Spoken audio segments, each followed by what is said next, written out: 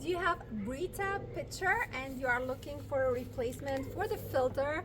I've got this three filters that are a replacement. They are compatible with your Brita, and let's open one of them and see how we can install it. It's just like very simple. It's just like you are replacing a Brita filter.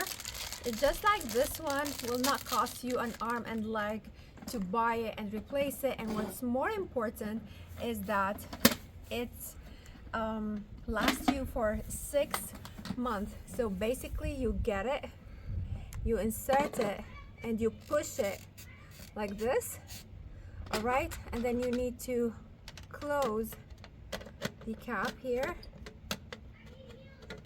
just like you are doing with a regular Brita, and then you press.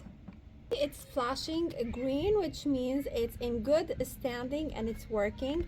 And right now we are going to add the water to filter out all the chlorine, the lead, and give you a perfect water to drink it. Look how it's filtering right away. Look how amazing. And you close it, it's filtering, it's gorgeous, it's amazing. My kids love it, and we don't need like all those complicated filters for the water, for the sink. We just use this one, and we replace using those replacements that they are compatible with our Brita. I hope you like it, and thank you for watching. Cheers.